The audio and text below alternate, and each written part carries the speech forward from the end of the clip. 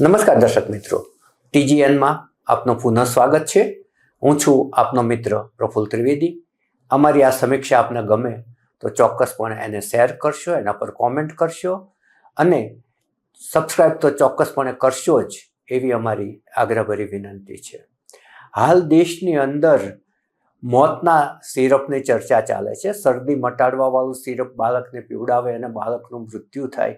મધ્યપ્રદેશમાંથી આ જે ચર્ચા શરૂ થઈ છે એ ચર્ચા અત્યારે દેશભરમાં ચાલી રહી છે. એની વચ્ચે એક નવા સમાચાર આવ્યા છે કે ઉત્તર ગુજરાતના પાટણની એક જે હોસ્પિટલ છે, ધારપુર હોસ્પિટલ, એમાં આજે દર્દીઓને જે દૂધની થેલીઓ વિતરિત થઈ, જે વહેંચવામાં આવી, એમાંની કેટલીક થેલીઓ છે એ એક્સપાયરી ડેટની હતી. એની એક્સપાયરી ડેટ તારીખ 11 હતી, આજે તારીખ 12 છે. ગાયનેક વોર્ડની અંદર આ દૂધની થેલીઓનું વિતરણ થયું હતું. જ્યારે એમણે એક મહિલાએ આ પીધું અને ખાટું લાગ્યું ત્યારે એમના મનમાં સવાલ ઊભો થયો. એમણે થેલી ઉપર જોયું તો દૂધની થેલી છે એ જૂની તારીખની હતી.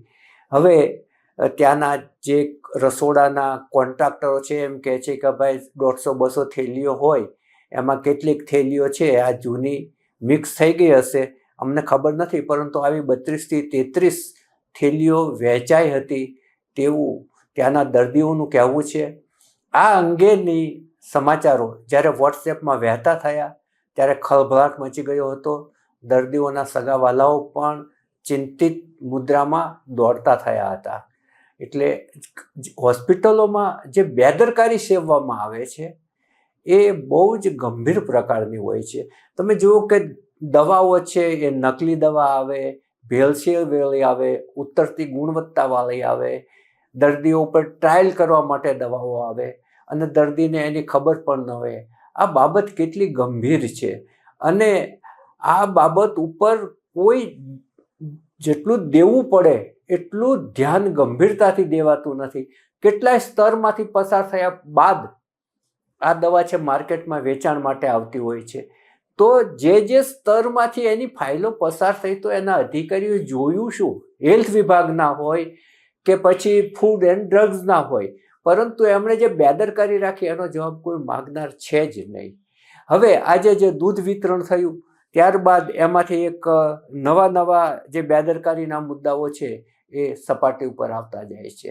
મધ્યપ્રદેશના જે છિંદવાડાનો સિરપનો કિસ્સો બહાર આવ્યો છે. કોલ્ડ ડ્રિંક્સ ને બીજા જે 2 સિરપ છે, અમદાવાદ સુધી એનો રેલો આવ્યો છે. અમદાવાદની 2 ઉત્પાદકોના નામો એમાં આવ્યા છે. અને આ બાબત કેટલી ગંભીરતા છે કે WHO, વર્લ્ડ હેલ્થ ઓર્ગેનાઇઝેશન આની નોંધ લીધી છે અને આ દવાઓ બીજા કયા દેશોમાં નિકાસ થતી હતી એની માહિતી માગી છે. આના પરથી આપણે વર્લ્ડ હેલ્થ ઓર્ગેનાઇઝેશન કેટલું સંવેદનશીલ છે, એટલું આપણું હેલ્થ ખાતું સંવેદનશીલ છે ખરું, એની સામે પ્રશ્નો મુકાય છે. હવે બીજી વાત આપણે કરીએ કે અમદાવાદની જે ખ્યાતનામ વાડીલાલ સારાભાઈ VS હોસ્પિટલ છે, એમાં જે ક્લિનિકલ ટ્રાયલના જે કૌભાંડ બહાર આવ્યું હતું એ ફરી સપાટી ઉપર આવ્યું છે. જેમાં એ વખતના superintendent doctor Manish Patel, doctor Devang Rana, એમને ચાર્જશીટ અપાઈ છે.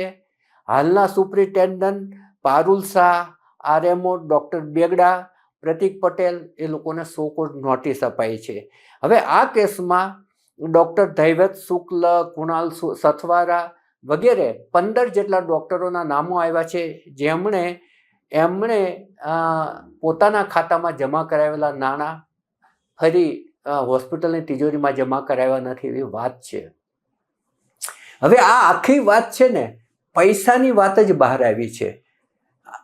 તમે જુઓ કે જે ગરીબ દર્દીઓ ઉપર એની ટ્રાયલ કરવામાં આવી, ગરીબ દર્દીઓની જાનબાળ ટ્રાયલ કરવામાં આવી અને એની આડઅસરો થઈ છે કે નહીં એ તો બિચારો દર્દી જ જાણતો હશે. હવે એ જે દર્દીઓની જાણબાર એના પર ટ્રાયલ કરાઈ એ ગંભીર મુદ્દાને કોઈ સ્પર્શ જ કરતું નથી. તો શું માનવ જિંદગી કરતાં પૈસા વધારે છે? આ એક બહુ મોટો સવાલ ઊભો થાય છે વીએસ હોસ્પિટલ સામે અને એની તપાસ કમિટી સામે કે ભાઈ તમે એ તો જવાબ માંગો કે તમે ગરીબ દર્દીઓને એની જાણ બહાર ક્લિનિકલ ટ્રાયલના નિયમોના પાલન કર્યા વગર એમના પર ટ્રાયલ કેમ કરી. એ એક બહુ મોટો સવાલ અત્યારે જે ઊભો થયો છે એ આ છે. હવે જે હોસ્પિટલોની જ્યારે વાત ચાલે છે ત્યારે જે આરોગ્ય ખાતું અને જે હેલ્થ ફૂડ એન્ડ ડ્રગ્સ ને એ બધા જ જે ખાતાઓ છે એની જે બેદરકારી છે એ પણ એટલી જ હોય છે. હવે આ બાબતે દેશના એક બહુ જ જાણીતા કાનૂનવિદ છે અશ્વિની ઉપાધ્યાય. અશ્વિની ઉપાધ્યાય સમાજને સ્પર્શતા જુદા જુદા મુદ્દાઓ ઉપર વિડીયો બનાવી અને સોશિયલ મીડિયામાં મૂકતા હોય છે. એમનો આવો જ એક વિડીયો છે હાલ વાયરલ થઈ રહ્યો છે. આ કાનૂનવિદ અશ્વિની ઉપાધ્યાય શું કહી રહ્યા છે આવો આપણે એમને સાંભળીએ. आज के अखबार के फ्रंट पेज की खबर है कि मध्य प्रदेश में अब तक 20 बच्चे मर चुके हैं और जो कप सिरप था उसमें 460 गुना ज्यादा जहर मिला हुआ और ये जो कप सिरप बन रहा था वो तमिलनाडु में बन रहा था और तमिलनाडु की सरकार ने उस फैक्ट्री को सील कर दिया. उसका डायरेक्टर फरार हो गया, उसका मालिक फरार हो चुका है. अभी तक नकली दवा बनाने वाले किसी भी व्यक्ति के ऊपर एनएसए नहीं लगा है, नेशनल सिक्योरिटी एक्ट नहीं लगा है, यूएपीए नहीं लगा है. हाँ, वो फरार हो गया है, अभी तक पकड़ा नहीं गया. दूसरी खबर उत्तर प्रदेश के है कानपुर से. कानपुर में जो दवा की जो होलसेल की मार्केट है उसी होलसेल की मार्केट में पिछले कई वर्षों से नकली दवा बन रही थी. पहले पिता उसका नकली दवा बना रहा था, उसका बेटा नकली दवा बना रहा था. पिता पे एफआईआर हुआ, कुछ नहीं हुआ. अब बेटे पे अब जाके एफआईआर हुआ. स्वाभाविक सी बात है, कानून इतना घटिया है, उसमें भी कुछ नहीं होगा. भारत में अब तक नकली दवा खाने से हजारों लोग मर चुके, लेकिन न तो किसी की 100% प्रॉपर्टी जब्त हुई, न किसी की नागरिकता खत्म हुई, न किसी को फांसी हुई, क्योंकि 1940 का ड्रग एक्ट आज भी चल रहा है. नकली इंजेक्शन से सैकड़ों लोग मर चुके हैं, लेकिन किसी को आज तक फांसी नहीं हुई. नकली सिरप पीने से सैकड़ों लोग अब तक मर चुके हैं, किसी को न फांसी हुई, न किसी की 100% प्रॉपर्टी जब्त हुई, न किसी की नागरिकता खत्म हुई. क्यों? क्योंकि अंग्रेजों द्वारा 1940 में बनाया गया ड्रग एक्ट आज भी चल. हमने हर क्षेत्र में वर्ल्ड क्लास काम किया, world class highway, world class airport, world class bullet train, सब कुछ वर्ल्ड क्लास. लेकिन कानून की जब बात आती है, नियम की जब बात आती है, सिस्टम की बात आती है, तब हमारा नियम कानून और सिस्टम आज भी वस्त है, सड़ा हुआ है, दुनिया का सबसे महाघटिया है. और यही नतीजा है, सैकड़ों परिवार बर्बाद हो चुके हैं, सैकड़ों माँ बाप बर्बाद हो गए, सैकड़ों बहन बेटियां बर्बाद हो गई. कुछ नकली शराब से मर गए, कुछ नकली दवा से मर गए, कुछ नकली सिरप से मर गए, कुछ नकली इंजेक्शन से मर गए. હાલ બસ આટલું જ. નવા વિષય સાથે ફરી મળીશું. મને આપશો રજા. નમસ્કાર.